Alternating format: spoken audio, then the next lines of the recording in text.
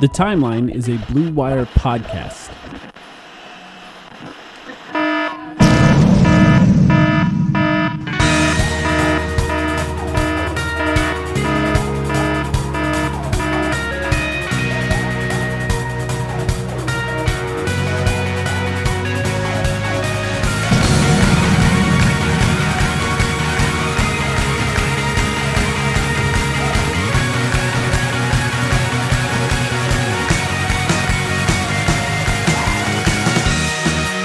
Welcome to the Timeline of Phoenix Suns podcast. Anything is possible. Mike. Yeah. I'm hijacking the intro. I'm sorry. Legacy deadline. Legacy deadline. Legacy secured, I would say. Finished. For James Jones. We are here. It is 3 p.m. Eastern time. It is 1 p.m. in Phoenix. The deadline has passed. I know that there are people who are angry at us that this is not so much of an emergency podcast at this point because we waited maybe 12 hours too long to record it, but we are finally here. We are finally off of our day jobs, and we are ready to talk about the biggest trade potentially in Phoenix Suns history, one of the biggest trades at the trade deadline in NBA history. Mike, let's start with you. You usually ask me the question. I'm going to flip it around. How do you feel? I feel great, and I feel awful in like some simultaneous feelings at the same time. Some sort of weird Schrodinger situation for me here when it comes to my emotions. Because like, how could I not be? Kevin Durant is going to be wearing a Suns jersey. Kevin Durant is going to be wearing a Suns jersey. That is so weird to even say out loud, just to even fathom it. But on the other side, Mikal Bridges and Cameron Johnson will be wearing other jerseys. And it's just this weird thing where, honestly, Sam, we've had this podcast. This is our fifth season. This is our fifth season doing this podcast. We have never once talked about a basketball game that Mikal Bridges did not play in. Yeah. The entire time we've had this podcast, we covered Mikal Bridges playing for the Phoenix Suns. And it's just a little bit weird to think about the future of the Suns without him. And let's cover everything right from the top. It was reported, first of all, Woj spent a few days pretending like the Brooklyn Nets would not trade Kevin Durant, which, in my opinion, was the best tip I've ever seen that they were going to trade Kevin Durant. Because why was he just out of the blue saying they won't do it when nobody was asking? But clearly they did. And then in like simultaneous succession, we got tweets from Woj that the Suns are nearing a trade, and then Shams that the Suns are nearing a trade, and then it all came out what was happening, which was first it was reported Mikal Bridges and Cam Johnson plus 4 picks. The overall trade is Mikal Bridges, Cameron Johnson, and Jay Crowder, finally getting rid of Jay Crowder, for Kevin Durant and TJ Warren, which is funny, by the way. He's back. And the Suns are sending a unprotected pick in 2023, 2025, 2027, and 2029, along with a pick swap in 2028. So a total of 4 picks plus 1 pick swap, which is the most unprotected picks you can send. And they could have done 2 more pick swaps. They only did 1 pick swap, so they, I guess in some ways you can call that a win. But the Suns traded, 2 starters, 3 starters, if you count Jay Crowder as a starter from last year, for Kevin Durant. And look, they got the best player. When it comes to trades, that's the most important thing. They got the best player. What was your initial reaction, Sam? You were asleep. I was asleep. Asleep. And classic I woke Sam. Up. Classic Sam. Sleeping when the most important shit happens, and I woke up as I normally do around 3:30 a.m. Eastern time. And I roll over, I pick up my phone, and I'm thinking, okay, I'll check through the notifications just to see. I'm thinking maybe Jay Crowder got traded. Like, usually it's the minor stuff that happens the night before, right? Yeah. Thinking maybe Jay Crowder got traded for garbage from Milwaukee. Maybe that went through. We should see. This is where I'm showing my ass a little bit here because I don't have Woj or Shams notifications turned on. So maybe that's where I went wrong to begin with. No, I don't. I just check crazy. I just check their Twitter pages, their profiles, and scroll through, which I feel like is a relatively normal thing to do. Yeah, in like 2008. Well, especially because, like, I mean, let's be real. The trade deadlines have not been like this. They have not been like this in recent years. This is arguably the craziest trade deadline ever. Not just for the Suns. Dude, I pick up my phone and I see what happened. And at that point, it had already been 2 hours old, the news. And you were still up and you were tweeting. And everyone was still up and everyone was tweeting. And my brain could not, in that moment, process any of the information that I was reading. And I proceeded to go to my job. And I spent 8 hours sitting at a desk and smiling like a stupid dipshit. And I'm still smiling right now. And look, I would have liked to have recorded this episode a while ago because I've been a wreck. I've been an anxious mess all day. But here we fucking are. The Suns won the trade deadline. Clearly, that was my initial reaction. And we have Kevin fucking Durant, arguably a top 10, top 15 player of all time. On our roster now. So that was my initial reaction to the trade, if you were wondering. Who's more likely to get a snarky Kevin Durant reply on Twitter, you or me? I think, knowing my luck, me. Yeah, but, I feel like it is you. But I'm sorry to say. I think you're gonna push it. I think you're gonna push it more. Yeah, it's true. I'm not. I hope it doesn't happen.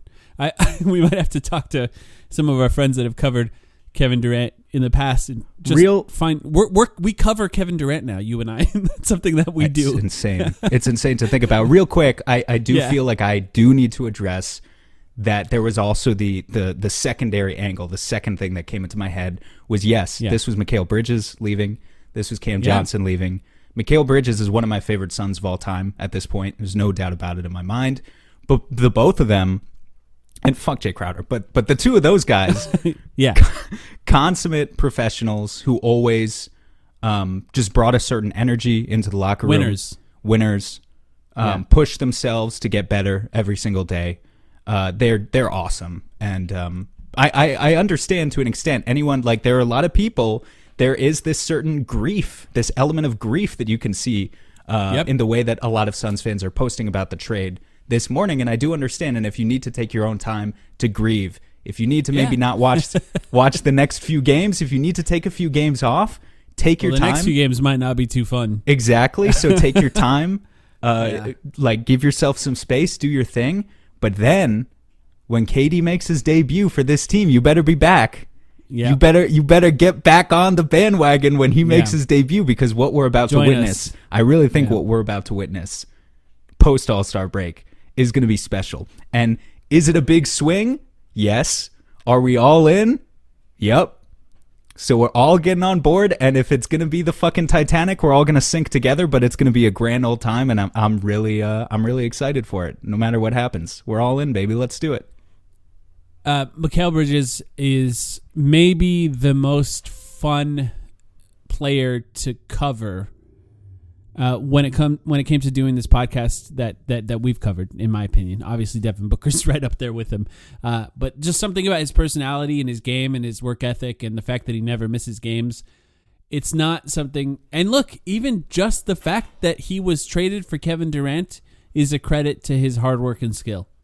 Because they clearly... the Suns, and it's been reported, didn't want to do this. They wanted to trade other players besides Mikal Bridges. And the Nets said no. They wanted Mikal Bridges, and that's what ended up happening.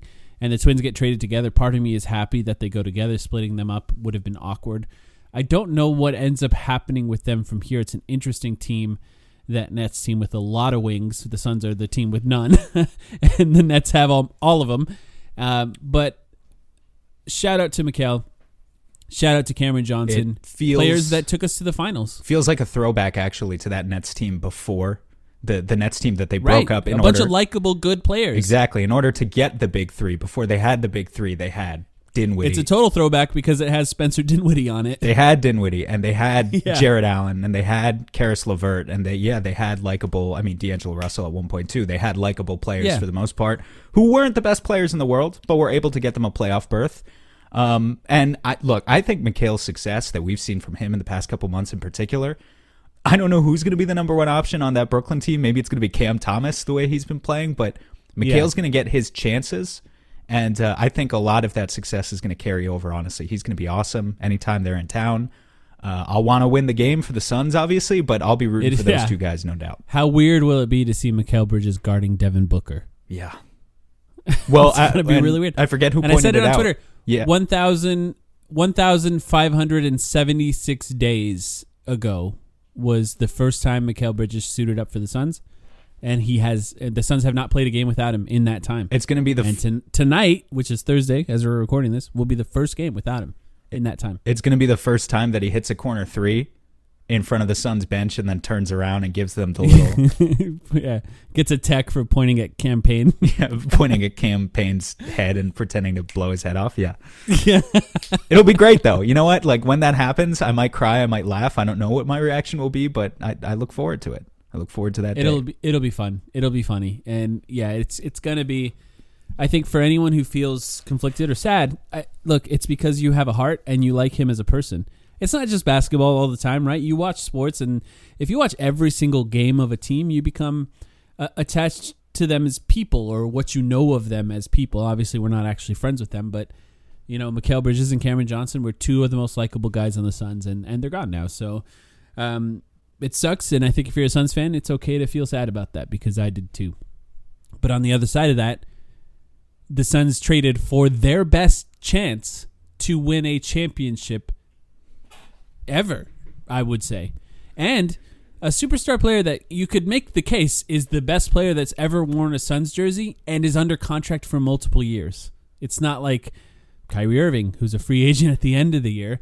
This is a player that's under contract for years and is still an incredibly capable, incredibly efficient scorer and an underrated defender. And, the combination of Devin Booker and Kevin Durant might be the most unguardable combination of players that in the NBA currently. I mean, it is, right? Who else would it even be? It's these two. It has to be. Devin Booker has multiple 50-point games this season, and he's a second option now, probably, in the way that the offense is going to look like. He's going to be a second option. Who do you even use to guard these two guys? No team has the personnel to guard them. I think people, are under the impression, look, KD has injury concerns. I get it. He's going to be back after the All-Star break. But I get it. In general, can he hold up? When he's on the court, you don't see any of the drop-off in his actual on-court production. Yeah, right. I agree with the one side of people who are saying, well, he's missed a lot of games over the past few years. He has. Yeah. When he's on the court, he is 100%. I don't care if he's 34 years old, almost 35, whatever. He is still in his prime when he's on the court. He's averaging 30 points, 7 rebounds, and 5 assists per game on 67% true shooting. He's shooting 50% on mid-range jumpers this season, Mike, which is a full 10% better than both Devin Booker and Chris Paul, two of the guys who are already two of the best mid-range maestros in the NBA. He still shoots 70% at the rim. He still shoots almost 40% from deep. He's a true 3-level scorer. There is no spot on the floor where he is not a major threat. He would lead the Suns in blocks as of today. I think he'd be tied. Yeah. I think he'd be tied with Bismack Biyombo, technically, to lead the roster in blocks. And he's almost 35 years old. Yeah, he's incredible, man. I don't think Suns fans are ready. Devin Booker is one type of superstar. He's awesome. You're not ready for this. You're not used to watching this on a night-to-night basis. They're not. They don't appreciate the brilliance, I think, that is about to come to town. If you can fucking get tickets, if you're a season ticket holder, oh my God. I don't know what ticket prices are about to be like, but I'm thinking I need to get over there sooner rather than later, because it's crazy. You've got 4 guys in the starting lineup, and I do think one part of the conversation we should get to in a little while is that 5th spot, that 5th starter. Who's it going to be? What are they going to do about it? But you've got 4 guys in the starting lineup now between Durant, Booker, Chris Paul, and DeAndre Ayton, who all in their own way can abuse a mismatch. They can get a mismatch, and then they can take advantage of that. And obviously, if it's Durant, if it's Booker, they can score in one-on-one ISO situations against anyone. If it's Chris Paul, if it's DeAndre Ayton at this point in their respective careers with their respective skill sets, it needs to be a little bit more precise. It needs to be more situational. But four of those they need five to get guys, to their spots, yeah. But they have a spot on the floor. Well, let me just even illustrate it even further.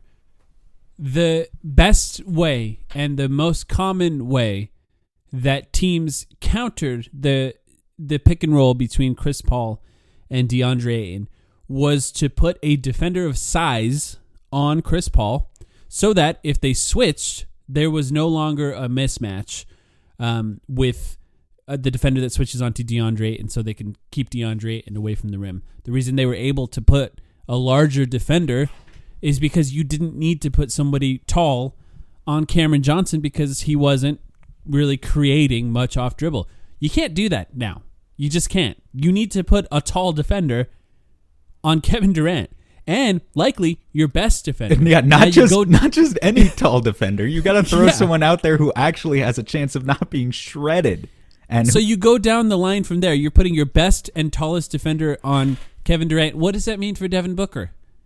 That means he's no longer facing the best defender on the other team. And what does that mean for DeAndre Ayton and Chris Paul? Well, that means Chris Paul doesn't have someone of size hounding him all down the court. And when they run a pick and roll between DeAndre Ayton and Chris Paul, there's no size on DeAndre Ayton. You can't switch that. It's a scheme break. Kevin Durant is a scheme breaker in a way that one or two players a year are. It's not. There's really not anything like it. And you and I spent years, even after the finals, even after people believed the Suns had a chance to get right back into the finals, talking about how they needed two things: a secondary scorer, or in this case, a number one scorer, and somebody tall who could create. Kevin Durant's 7 feet tall and has some of the best handles in the NBA. He's all of that. He's all of that and more. He's a shot creator. But he's great at passing. He can pass, right? I was going to say he can get to the free throw line way more often than any of the current players on the team. That's what I'm saying. He's not like Chris Paul. He's not just going to get to his one spot on the floor and take 15 mid-range jumpers a game. He gets to the rim. He draws contact consistently. He creates advantages every possession and either uses that advantage for himself or kicks it out to find someone else. He's going to fit seamlessly into every set that the Suns currently have. Every single one. Impossible. There's not name me a single play or a single situation where it doesn't make sense to have Devin Booker and Kevin Durant in the same set on the floor. There's no element of these two guys. There's like you so often hear when there are two superstars on the same team. Oh well, there's only one ball. How are they going to find ways to share the ball? Not an issue with these two guys at all. You don't need to think that. They're both good off the ball. They're so unselfish. Both of them. They both have practice with playing with another star who shares the ball and forces them to share the ball. They're going to be great. Now, the one thing I will say... It's the most unguardable thing I can imagine in the NBA right now. The one thing I will say... Think about players trapping Devin Booker. Now you just bring Kevin Durant to screen, or vice versa. Devin Booker can screen for Kevin Durant. What do you do in those scenarios? I can't even imagine. Dude. It's not possible. I mean, I'm going to have fun watching other coaches try and scheme stuff up against them just because I think that's going to be fascinating. Like, what do you even try first? What is interesting to me now, if you're racing up against anything here, it's Father Time. Understanding the timeline of how old... I said the timeline. Understanding how old Chris Paul is, understanding how old Kevin Durant is. I think it's a little hyperbolic to say you need to win this year. Ideally, you win this year, but I think they have longer than just this year on this timeline. I don't think this is a 3-month timeline that we're talking about. It's not that short term. However, what I think is kind of cool, every game from here on out, they're going to have to survive for a few games now, probably without KD. Once he comes back, it almost becomes like a football-style schedule post All-Star break where there's going to be like 20 or 25 games left. You're in, I wouldn't say a precarious position in the Western Conference, but you've got some ground you want to make up, and there are other teams who are all loading up with their various pieces as well. Yeah. You want home court. I don't think it should take that long for this group to gel. I think it's a very natural fit, but it's not going to be the type of fit as it was necessarily instantly with Devin Booker and Cam Johnson and Mikal Bridges, who had played thousands and upon thousands of minutes together. So it'll be interesting to see them almost in this football style schedule where every game is going to matter post All-Star break. Every single one. And you rarely get that sort of situation as you're like kind of just counting down the dog days of the season in March, trying to get to the playoffs. It certainly wasn't that way last year when we were the 1 seed and we were like, there was no one even close to us. So at a certain point, we were just like snoring our way through the season. Every game is going to matter from here on out. And there is a certain level of pressure that they need to, I think they will, but they need to get it right kind of immediately if they want to get up to that ideally 2nd or 3rd seed in the Western Conference. The Suns won 64 games last year, made the finals in the previous year, and when they were healthy, were very good this year. The way they won games was by having a balanced roster with defensive versatility and a good coach, right? A good scheme, superstar in Devin Booker, Chris Paul, all of that. That's not what it's going to be anymore, right? Now they win based on superstar talent. They lose a lot of their defensive versatility, which we'll talk about in just a second. But what they are now is just different from what they were before. And they're better. I think they have a chance to be the best team in the NBA at the end of everything. And I think it's not in a way where you're squinting and trying to convince yourself that they can do that. It's more of a way where you can confidently say, I think they can win a championship this year and feel that. But it is different. And I think we should talk about it because in our last podcast, we brought up the concept of trading for Kevin Durant. We didn't put him in the dead dream category that we had for other players. We left that window open, and here we are. You asked me, and I said 1%. You asked me, what are the odds he's traded before the deadline? I said 1%. Right. And look, here we are. Shout out to James Jones. It's possible. But yeah.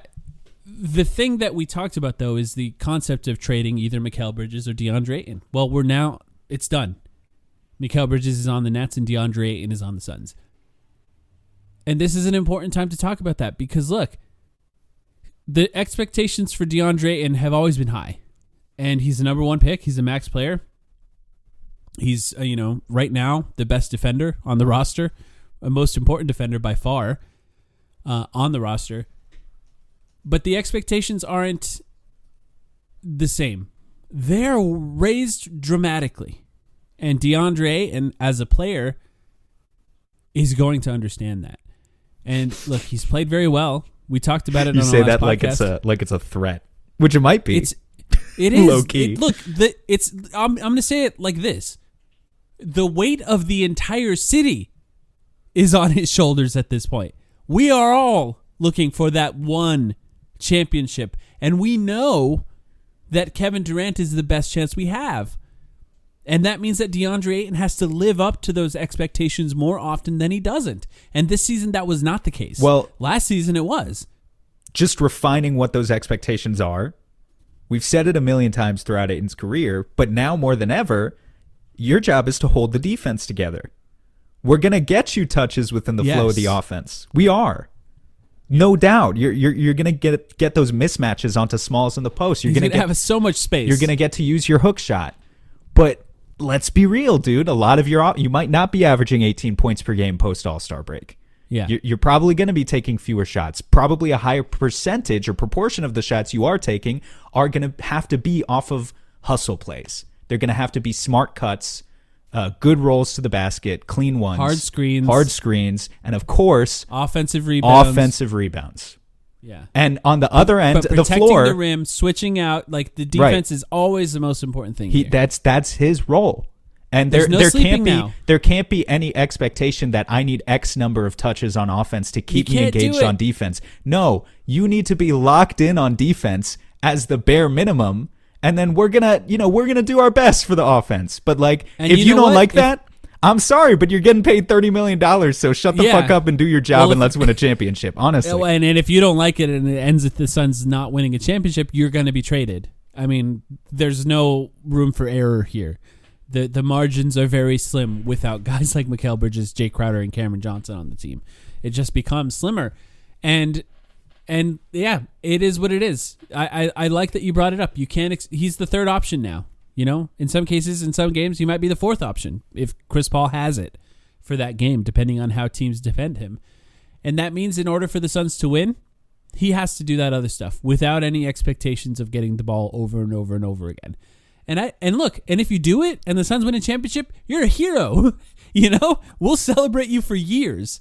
And that's where we're at, right? That's the balance of power here. That's just what happened with this team once they traded for a star at the level of Kevin Durant. It's there's really, you know, Chris Paul is Chris Paul. But and even Devin Booker is Devin Booker, but Kevin Durant is Kevin Durant. There is a difference. And now we understand that difference. And you know, I actually think DeAndre Ayton is such a great fit if you think about this team in the way it's actually put together. And so would Mikal Bridges would have been too. You know, had they traded DeAndre Ayton instead of Mikal Bridges would have been a great fit for other reasons. But as it stands, DeAndre Ayton, I mean, has Kevin Durant ever played with a big as good as DeAndre Ayton? I don't think he has. No. I mean, Draymond Green if you count him, but he's smaller. Yeah. Yeah, I don't count Draymond. We're not counting. Yeah, I mean, no, he has not. Ibaka? That'd be the other guy. I was going to say, didn't Kendrick Perkins start back then? Ibaka was the 4, I think. Yeah, you're right. So, you're right. So yeah, I think no, he has not played. So if DeAndre Ayton plays to what we all know and what he has proven he can do in the past, it's the best big that Kevin Durant's ever played with. And I think you put it together, you know, there's going to be issues defensively on the perimeter, which we can talk about in a second, but that also magnifies the importance of DeAndre Ayton being ready, you know, because that perimeter defense, Mikal Bridges is not going to clean up those mistakes anymore. He's not going to reach in with those long arms and get those steals when you're not in the right position anymore. And that means that it's just doubly important for him to do what we've seen him do in the past. I can't believe this is really happening. Dude, what are we? We're 25, 30 minutes in here. I can't believe this is happening, dude. Can we just take a minute? Yeah.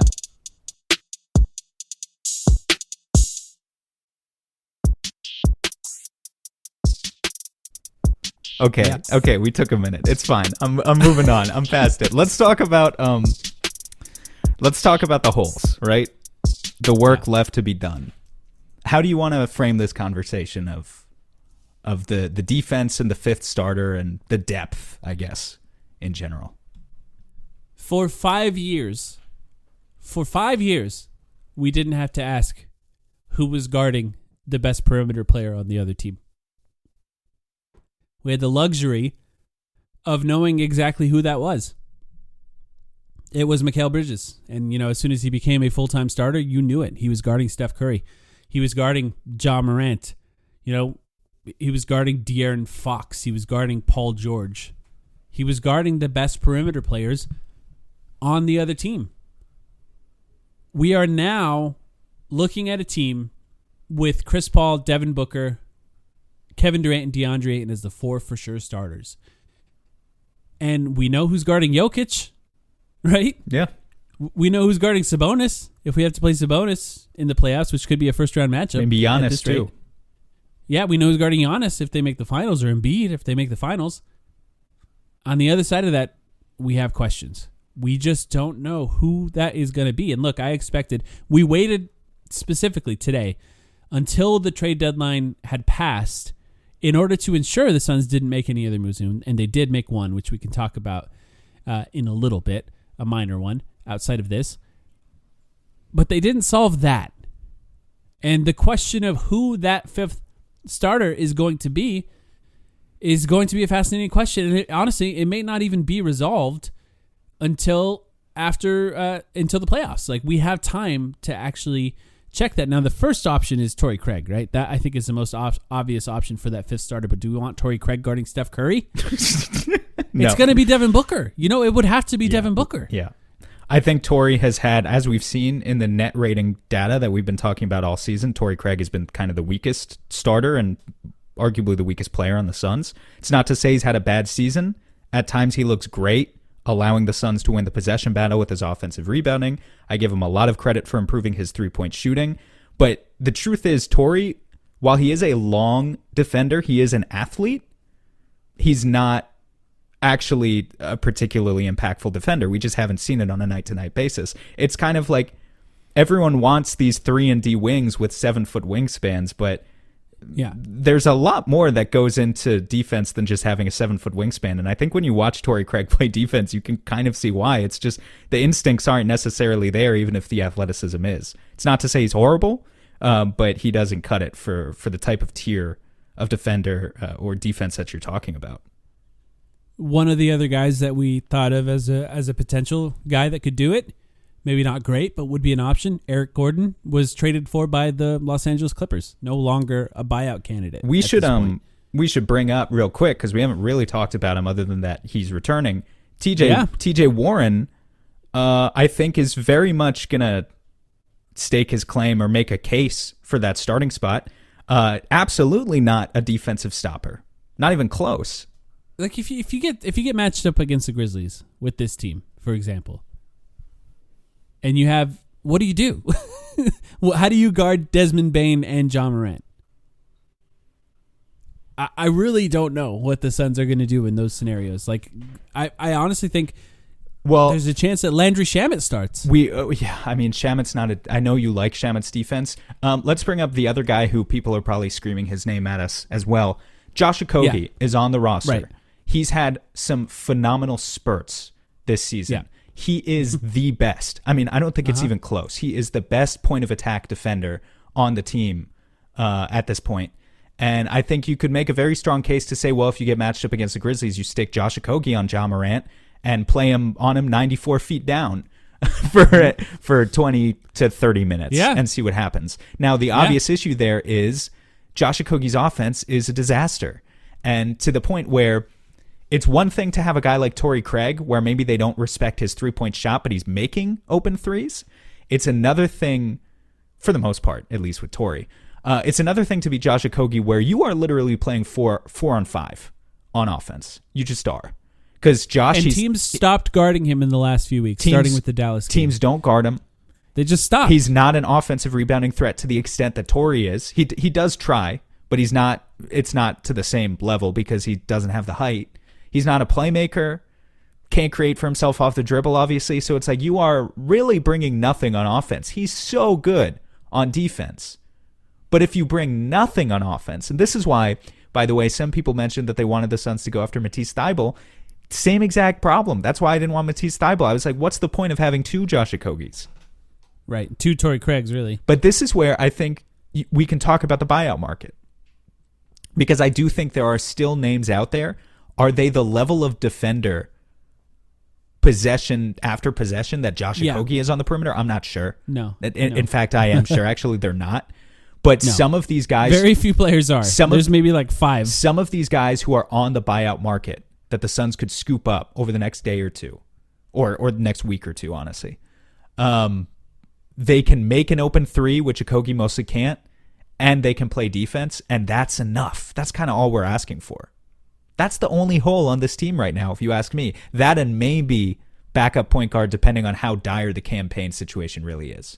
But I think it's mostly the perimeter. Now you have 3 guys who can run the offense, though. Right. And I still have a suspicion that Cam's going to be back at some point, and I'm mostly fine with him being that 15-minute per game point guard in the playoffs.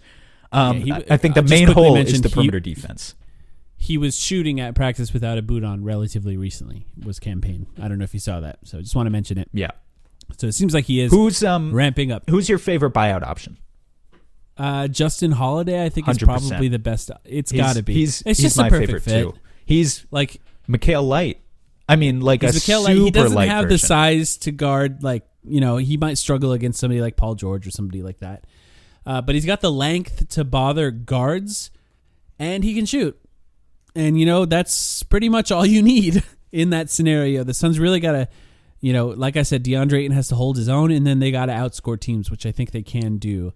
For those who missed their defense can't be terrible. It has to be good. For those who missed it, Justin Holiday got moved. He's played 28 games for the Hawks this year, only 14.7 minutes per game. He's now 33 years old. He is the oldest of the Holiday brothers. Obviously, last year we had Aaron Holiday, who was the youngest of the trio. Justin Holiday is the oldest. He's having the worst year of his career. He's averaging 4.5 points per game. He's not the athlete he once was. Even his shooting percentages are down. There's a reason he'd be a buyout candidate, but he was moved today from the Hawks to the Rockets. The Rockets are a terrible team. They don't need someone like Justin Holiday. This is feasible. This is a gettable name. He's not as sexy a name as a lot of the other buyout candidates, I think, who are going to catch more eyes because they're former superstars or former all-stars. But Justin Holiday is a guy who's staked out a 10-year rock-solid career in the NBA, just being a role player who defends his tail off and hits threes. And it's the perfect type of skill set. It's exactly what we're looking for right now. So that would be my number one as well. The nice thing about Justin Holiday is he's a three. Like, he's kind of a shooting guard too, to be honest. Yeah, he's a three. He's a 2-3. He's 6'6". Yeah. He's only 180 pounds, so he's light. So I think this would be tough. Like, if you wanted to put Justin Holiday on Kawhi Leonard, that doesn't really work. But you kind of need Durant to guard him in that scenario. Yeah, but Durant can. He is 6'6" with a 7-foot wingspan, maybe even 7'1", I think. What's his career 3-point percentage? I assure you, without a doubt, for the record, Devin Booker will just have the expectation that everyone needs to guard on this team. No, yeah, for right? sure. And Devin Booker ultimately, I love Durant. Devin Booker ultimately is the leader of the Suns. Holiday is a career 36% three-point shooter. He's at 35% this year. He's capable. Yeah. I have some news for you. What, did something happen?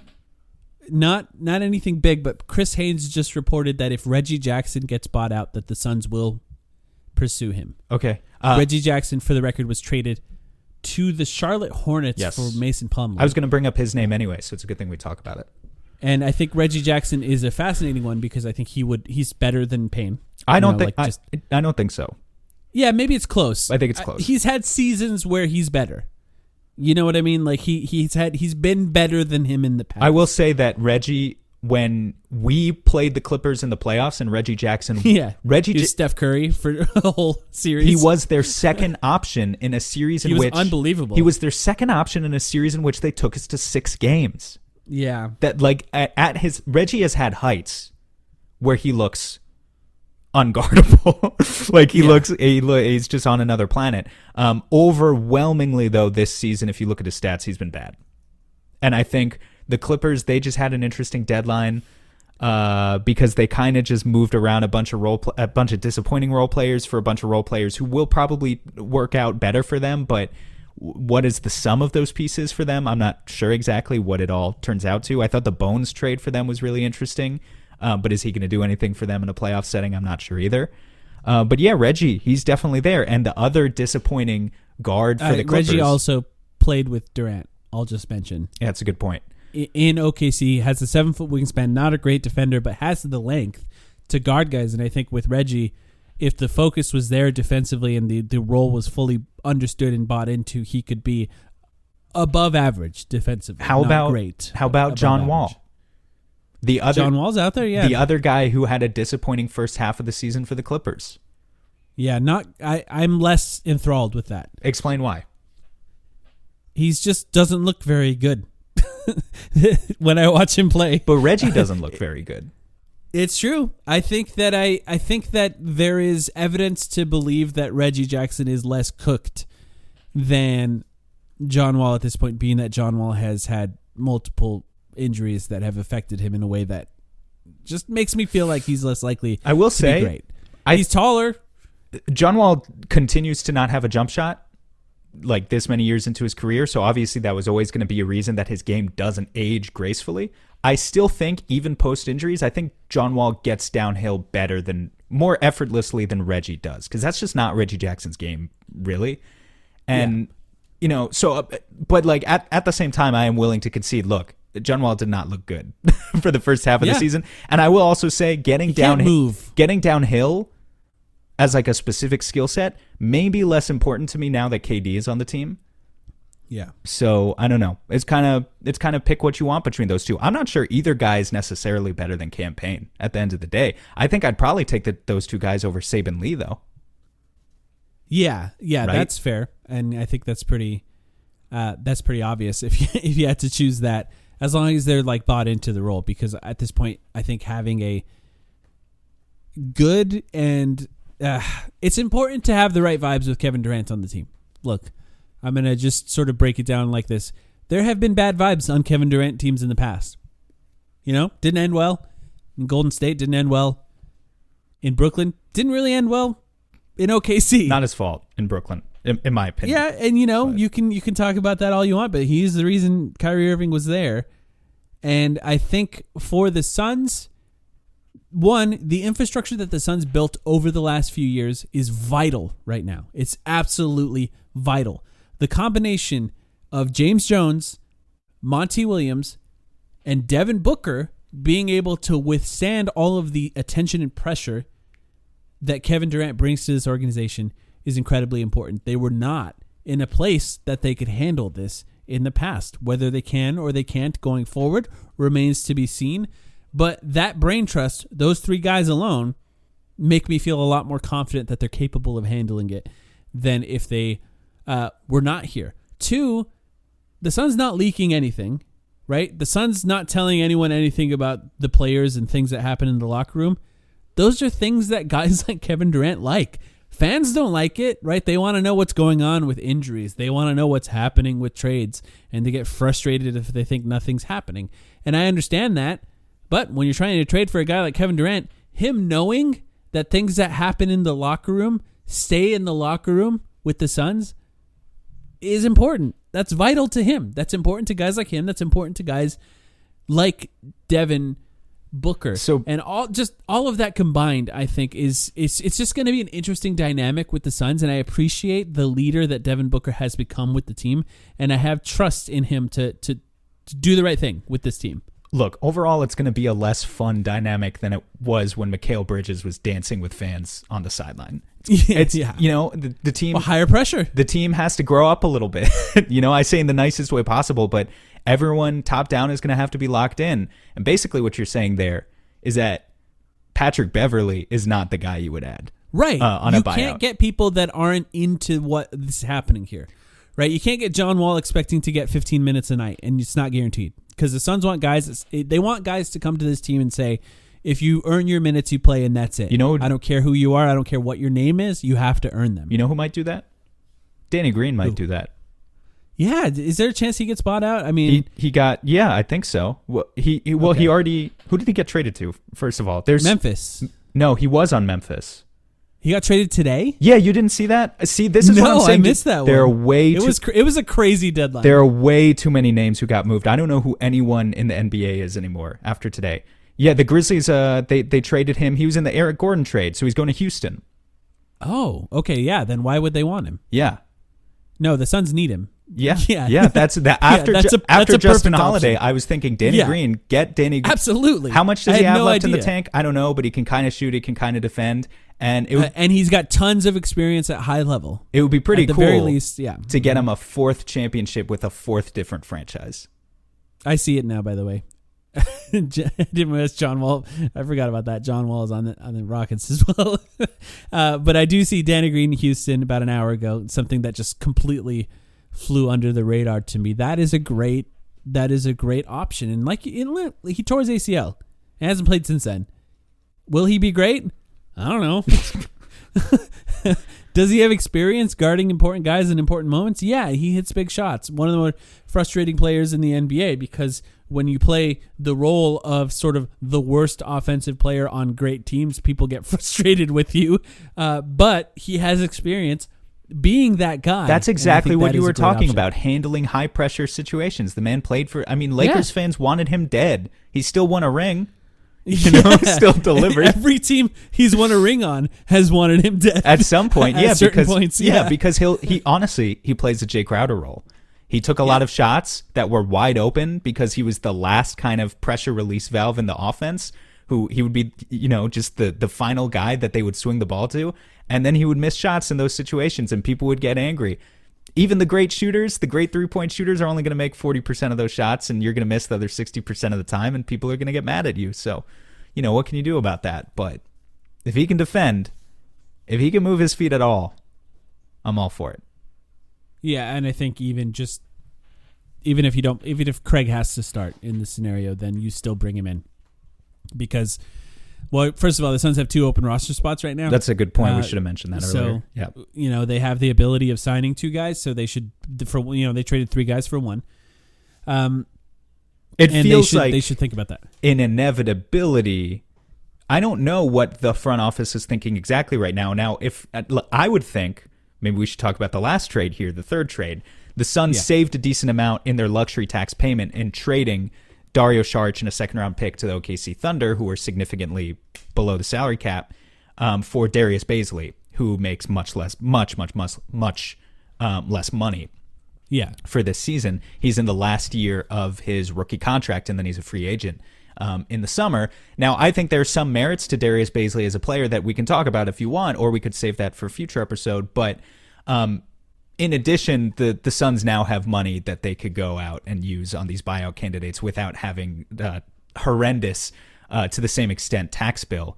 Are they going to use both of those open roster spots, though? I'm not sure it's a 100% guarantee. What do you think? I would hope so. I would hope so, but I think it's a guarantee they use one.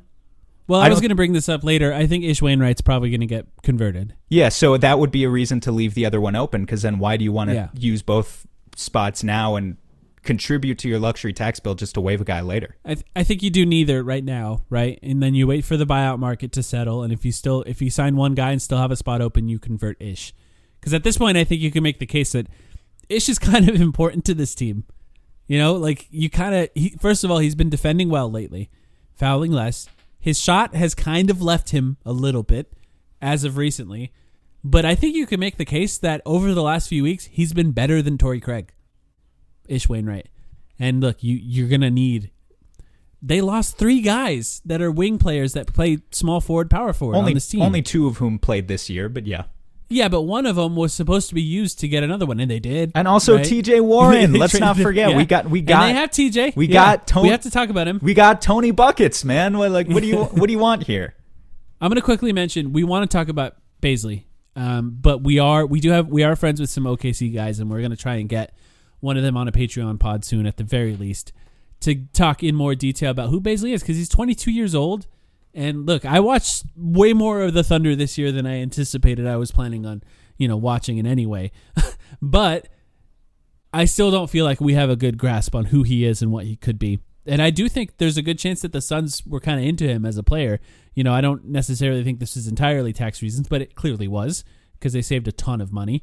But we're going to focus on that a little bit more later. I'm excited by it, first of all, because Dario Saric probably didn't have much of a role on this team going forward, and Bazley is just maybe has the profile of an athletic defender. Just that more, at the end of the day, more of a defender than Dario is. He's also, I think it's easy to forget how long Bazley has been in OKC. This was his 4th season there, which means he played with Chris Paul his rookie season. Yeah, right.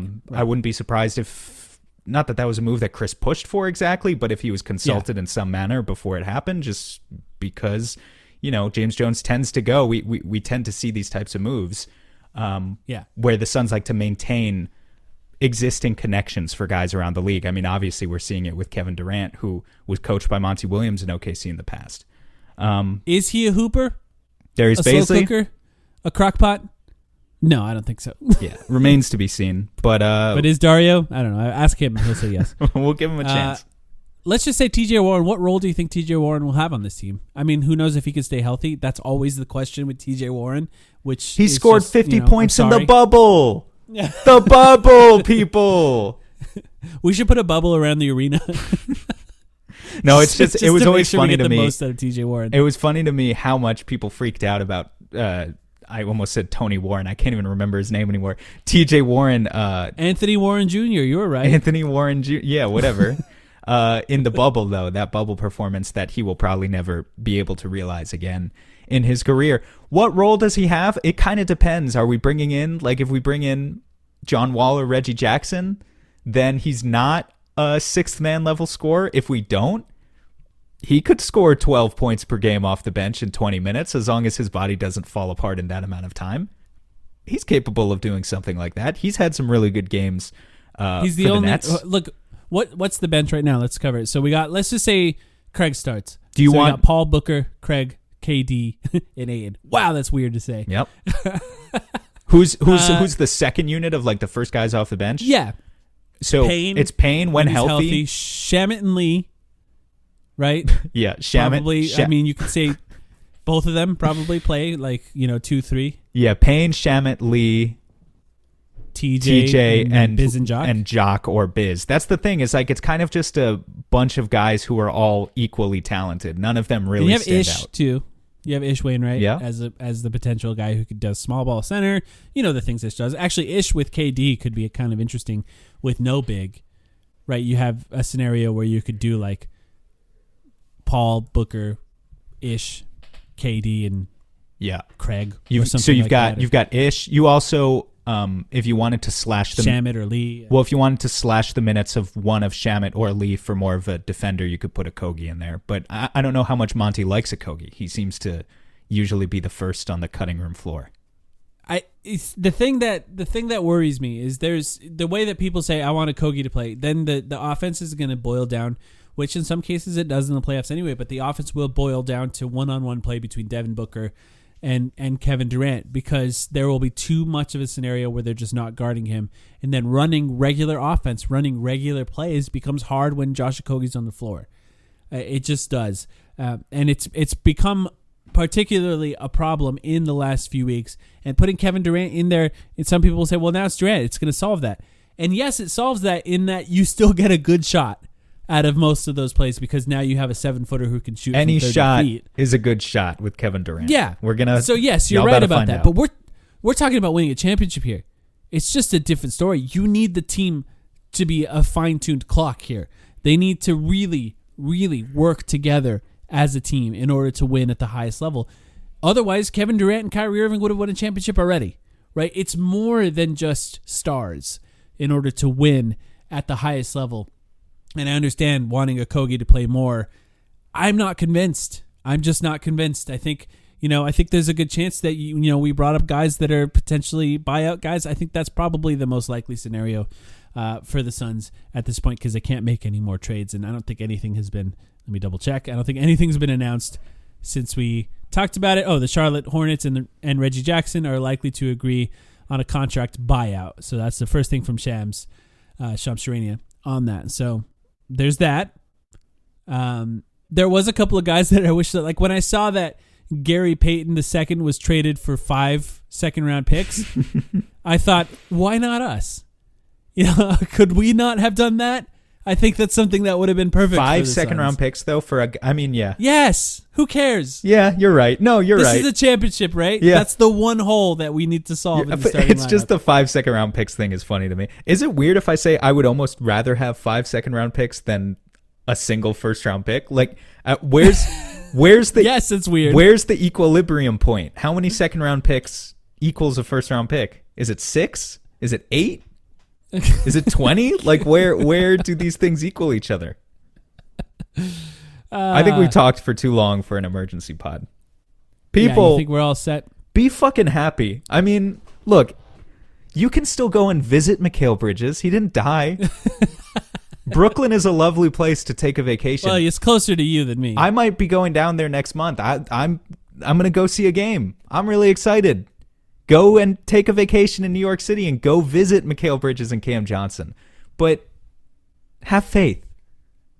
We're on the right path. We asked for James Jones to take a swing. He took a swing. It took a new owner to get there. Mike, we have a new owner. We didn't even talk about We haven't even talked about the presser. We haven't even... Isaiah Thomas. Oh, my God. That controversy was less than 48 hours ago. What the fuck? There's too much shit to keep up with, man. But we're here. Well, let's quickly. What'd you think of Matt Ishbia? Be in the moment. Enjoy the moment. You have Kevin Durant. What did you ask me? Matt Ishbia? What'd you think of Matt Ishbia in his introductory press conference? He was really into it, man. I loved it. He got his Kevin Durant. I don't give a fuck about anything else. He was great. He pushed it through. Yeah, he did. It was fascinating to watch. I think Matt Ishbia, he clearly wanted to do something on the day he was announced. Like, they pushed this trade through on the same day. I think he clearly wanted to do that. He wants and to. credit to him. He wants Biggest to trade be in Suns history. You can make the case. Exactly. He wants to be a legend. He wants to pull off something legendary. And arguably he did it if we win a championship. I'm glad he's not hiring Isaiah Thomas. Yeah, I'm glad about that too. I'm glad. But we'll see. He definitely left that door open. Like 100% left that door open. Do you think he'd come on the podcast? People have asked. Matt Ishbia or Isaiah Thomas? Yeah, Matt Ishbia. Should we ask? If you work at the Suns, just send us a message and we'll get him on. Well, that's what kind of funny, actually, because he doesn't know Suns media yet, so maybe we could like kind of trick him into thinking we're legit. Exactly. I like to be the guy that the owners don't like. You know, that's just been my identity for so long. I'm not sure. I like to be the guy that the owners don't like if they deserve it. Sarver deserved it, but I mean they probably do. I'm gonna give right. I'm gonna give Ishbia a chance. All right, fair. All right, we'll be back with Patreon podcast sometime soon, I think. I'm not sure if we'll do a regular podcast this weekend, but probably. Sam, we haven't talked about it. Oh, Playback Friday? Yeah, it's tomorrow. Tomorrow? Friday night playback. Today for some of you? And are we going to do it? What are we going to do? Are we going to do a playback when KD makes his debut? Yes. I don't know when that is.